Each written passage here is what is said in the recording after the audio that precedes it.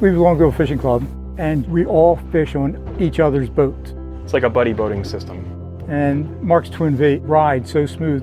We take his all the time. It's the only way to travel. My name is Mark DeRosa, and I have a 280 GFX Twin Vee. We live in East Central Florida, right on the Atlantic Ocean, and we like to fish offshore. I was a boat club member for 4 years. It was a really good experience because I got to try out a number of different boats, different brands, different hulls. I have a lot of experience on monohull boats, but the club at one point had a couple of Twin Vees in its fleet, and once I got on those, I knew that that was definitely the boat for me. So it's a really smooth ride in rough conditions and in moderate chop. We get a lot of wind and a lot of wave action, and if you're in a monohull boat, you're gonna slap quite a bit. This boat will run through 3 to 4 foot chop. I'm not saying you don't feel it, but it's a lot more comfortable. People are amazed when they get on the boat. They'll brace themselves for impact coming off of a wave that never happens, and they're always just amazed by that. So one of the reasons I bought the boat was to go to the Bahamas, but you need a boat that's capable of getting there and back in one piece and going through challenging conditions. A lot of times you're gonna run into big thunderstorms, and you're gonna have to be able to have the speed to outrun them or the speed to run around them. And we just did our first trip to West End this summer. It was a bucket list trip for a friend of mine. It wouldn't have been possible without us buying the boat.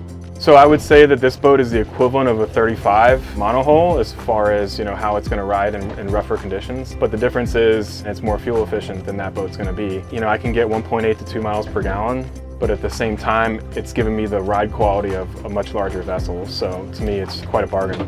Some of the really nice things about this boat are the number of rod holders. I know it's in the 30s, so it's nice to have the accommodation for those rods. It's got the forward light bar. For instance, this morning we ran almost 20 miles down to Stewart Inlet to go fishing. Doesn't feel like we're moving 33 miles an hour. We can see those channel marker signs from quarter mile, half mile away with that light bar.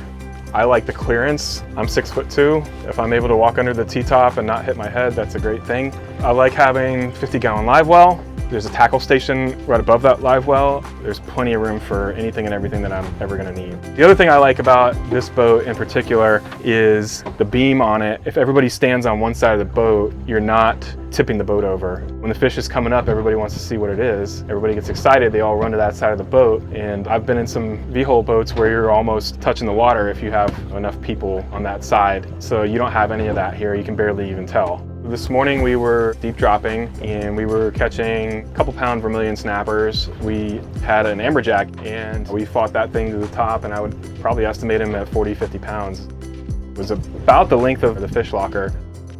We have probably another 10 to 12 vermilion snapper in there, probably 30, 40 pounds of ice in there as well. And I have 2 of those lockers, so you can fit a ton of fish on these boats. Red snapper season, we only get 2 days for the entire year. That's if we're lucky. Some years it's 1 day. We had 3 to 4 foot seas, and everybody wants to catch these fish. We're running out amongst 30 to 40 other different boats that are coming out at the same time. They were running 12 to 18 miles per hour, I would say, and we were up around 25 to 28. And your time is really limited, so picking up that extra 30 to 45 minutes of fishing time is really a big deal.